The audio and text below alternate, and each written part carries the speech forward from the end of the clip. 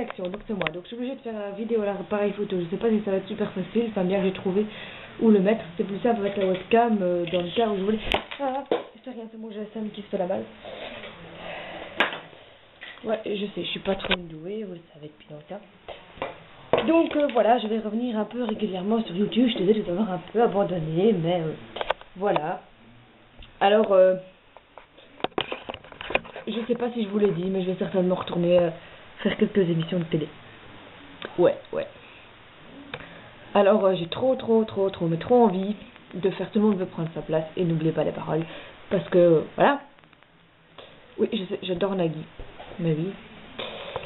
Je vous l'ai déjà dit 36 fois, mais voilà. Et allez voir l'enregistrement de Taratata.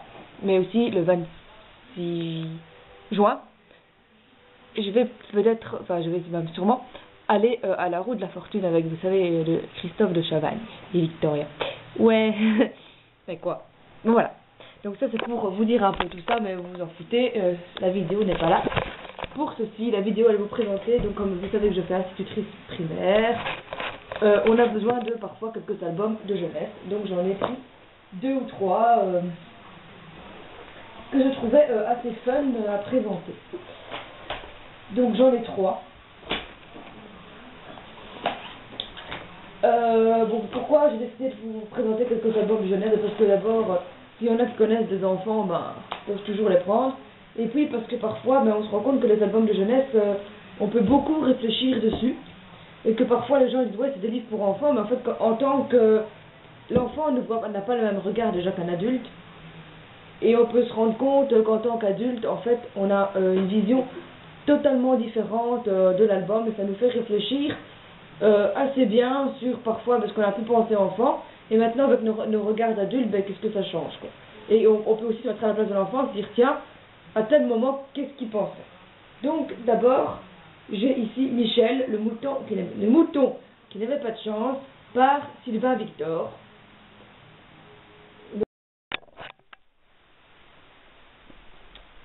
Donc voilà, ça filme. Donc je disais que c'était... j'ai changé de décor, oui, parce que l'appareil photo aurait batterie faible entre temps, donc voilà, j'espère qu'elle va tenir. Je vais pas recharger les piles, donc on verra combien de temps il tiendra. Donc ça s'appelle Michel, le mouton qui n'avait pas de chance. Et en plus les dessins sont super bien faits. Voilà. Et ça raconte en fait l'histoire d'un mouton, hein, donc voilà, Michel aime les framboisiers et les petits nuages qui moutonnent. Et je sais pas, les images sont vraiment super bien faites. Mais Michel n'a pas de chance. C'est ce qu'il a toujours pensé. Donc en fait c'est notamment qu'il va attraper le framboisier et la falaise tombe. Et Michel n'y arrive pas, donc il croit qu'il n'a pas de chance, alors que finalement ben, il a évité le fait de tomber. Ensuite, alors Michel regarde les petits nuages et il rêve. Mais quand sur des grands nuages, il court se mettre à l'abri. Je vais vous lire comme je lis à un enfant, comme je le lis à un enfant, parce que je trouve que c'est vraiment à lire. Donc oui, j'ai changé parce qu'en fait l'appareil photo est tombé batte faible. Je vous l'ai déjà dit en fait, je crois, enfin je sais plus. Donc en fait Michel veut s'abriter sous l'arbre parce qu'il y a de l'orage. Il croit qu'il n'a pas de chance. Toute la bande est déjà sur l'arbre et en fait on voit que l'arbre, quand elle doit faire le zoom elle le fait pas. C'est le prix de webcam. Voilà, on voit que la foudre tombe sur l'arbre et que donc forcément il a de la chance. Ensuite il veut aller patiner, mais il arrive, la bande est déjà là, donc il s'en va tristement. Et on remarque en fait la glace casse et tous les moutons tombent.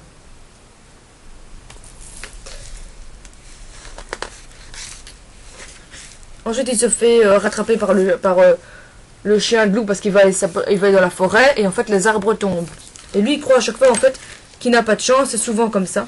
Hein. Et ensuite il y a une scène qui est assez émouvante, c'est celle-ci. Donc ils se suivent tous. Voilà, ils vont se promener sur la route. Et à un moment donné, Michel voit des framboises, comme Michel adore les framboises, et lui emprunte un autre chemin que les autres. Et il finit par se perdre et il dit je n'ai pas de chance. Et en fait, quand il se perd, à ce moment-là, on voit les autres moutons qui vont dans un camion en fait. Et on voit Michel, le bout de Michel là. Et on remarque plus tard en fait que ce camion est le camion pour l'abattoir. Et Michel croit encore qu'il n'a pas de chance parce qu'il a perdu ses compagnons. Donc c'est quand même une scène assez émouvante du livre. Hein.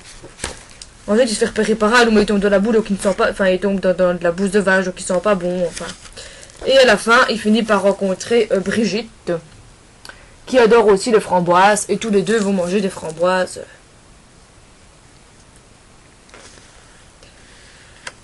Et alors à la fin, ça finit. Je m'appelle Michel, répond Michel, qui pense que 3 petits points, qui n'a pas de chance. Vous allez dire, eh bien non, ça finit. Quelles sont bonnes les framboises de Brigitte. Et alors on voit le dessin de la fin avec la petite framboise. Donc voilà, c'est vraiment donc un livre que je trouvais très intéressant à exploiter pour justement parler de la chance aux enfants. Donc est-ce qu'ils pensent qu'ils ont de la chance eux aussi?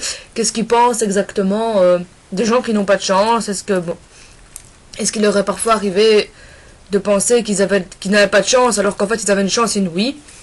Donc je trouvais quand même assez, même pour nous en tant que nous adultes, c'est un petit livre qui est très touchant et qui nous permet de réfléchir sur le fait que, ben oui, parfois tout le monde pense à un moment donné qu'il n'a pas de chance, alors qu'en réalité, ils ne se rendent pas compte parfois de la chance qu'ils ont.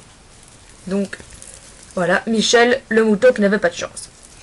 Alors, il faut savoir aussi que j'ai décidé de parler de ce livre d'abord, avant de vous présenter les deux autres, parce que c'est un livre qui a gagné donc le prix Verzeil. Donc en fait, le prix Verzeil, c'est un prix, donc c'est belge, c'est un prix qui permet aux enfants en fait d'élire 3 livres qu'ils décident être les meilleurs de l'année. Donc ils les ont lus, ils les ont analysés, ils en ont parlé, et ensemble, ces enfants ont élu 3 livres qui seraient les livres du prix Verzeil, et c'est notamment un des livres qui était élu au prix Verzeil cette année. Donc voilà.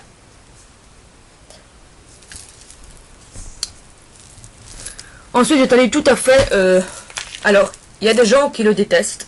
Il y en a d'autres qui l'apprécient fortement. Et d'autres qui disent, moi, franchement, je n'aurais jamais ça dans ma classe. Ou peut-être très mitigé. Ou je ne raconterai pas tout. Ou voilà. Donc, beaucoup de...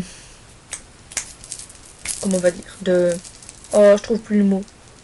De divergence entre les gens pour ce livre. Mais moi, j'ai quand même décidé de vous le présenter parce que c'est un livre à connaître. Absolument. Au début non plus, je me disais, oh non, quelle horreur, comment on peut dire ça aux enfants. Et en effet, quelque part, mais c'est un livre assez amusant et je peux vous garantir que les enfants, désolé, hein, c'est la webcam, que les enfants, eux, adorent.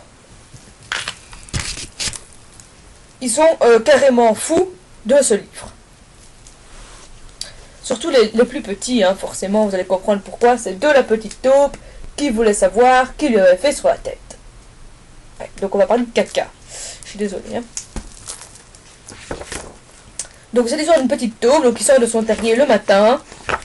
Et on lui fait une jolie petite crotte sur la tête. Donc elle n'est pas contente. Et elle va aller interroger tous ses amis.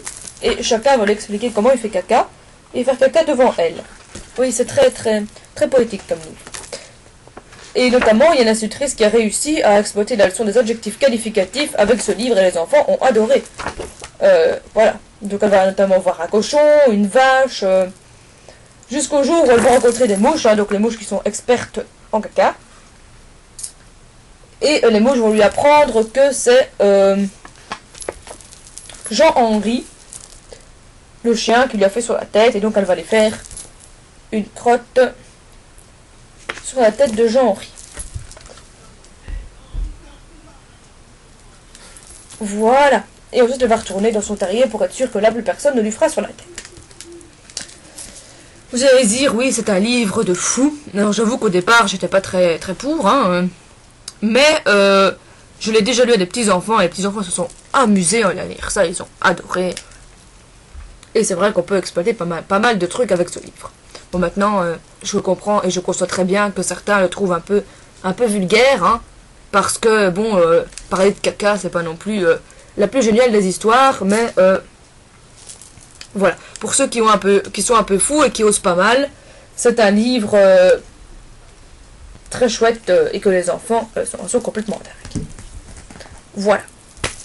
Ensuite, un truc un peu plus attendrissant que le caca. Hein. C'est Mon papa et moi.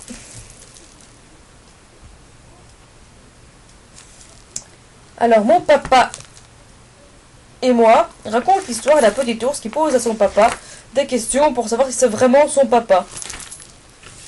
Et vous voyez que les images, je suis désolée, vraiment à la webcam. Voilà, les images sont vraiment super mignonnes. Comme celle-ci par exemple. Et il va lui raconter qu'il ressemble à son grand-père, que c'est lui qui lui donnait les bains quand il était petit. Le petit ours ne le croit jamais, il pose toujours plein de questions. Hein. Et si tu me voyais parmi plein d'oursons, est-ce que tu saurais comment tu ferais pour savoir qui je suis, etc., etc., etc. Alors il me dit qu'il a protégé des abeilles, qu'il l'a sauvé, qu'il a sauvé toutes sortes. Quand il était jeune, il regardait les étoiles. Et à la fin, forcément, ils finissent par pêcher un poisson. Donc le petit ours a pêché un plus gros poisson que son papa. Et il demande au papa s'il se souviendra de cet après-midi à la pêche. Hein, et dit que lui, en tout cas, il aura un très beau souvenir de cet après-midi à la pêche avec son papa. Donc c'est super attendrissant sur la famille, parce que c'est notamment toutes des questions que les enfants se posent. Hein. Comment est-ce que ça se fait que tu sais que je suis ton papa? Comment ça se fait que si? Comment ça se fait que là? Est-ce que tu te souviendras de ça? Est-ce que tu me reconnaîtrais parmi d'autres enfants? C'est des questions que les enfants se posent assez fréquemment. Et c'est donc pour ça que j'ai décidé aussi de vous en parler. Voilà, parce que ça permet de répondre aux questions des enfants de manière ludique. Donc voilà, alors vous allez vous demander certainement pourquoi des albums de jeunesse. Des albums de jeunesse parce que c'est des livres parfois auxquels on ne pense pas. Et je me suis dit que de temps en temps, il y en avait qui étaient vraiment super intéressants à exploiter. Donc si cette vidéo vous a plu ou quoi, je vous ferai d'autres vues sur des albums de jeunesse, mais j'ai également aussi des livres assez originaux que j'aimerais vous présenter, donc ça je vous en parlerai après. Voilà, donc j'espère que cette petite revue sur les albums de jeunesse a pu en aider certains, ou s'il y en a qui ont des enfants que vos enfants connaissent peut-être ces fameux livres. Et voilà, donc, et ça permet aussi de sortir un peu, donc je dis, si vous les présenter, c'est pour sortir aussi un peu du contexte de l'album de jeunesse cliché.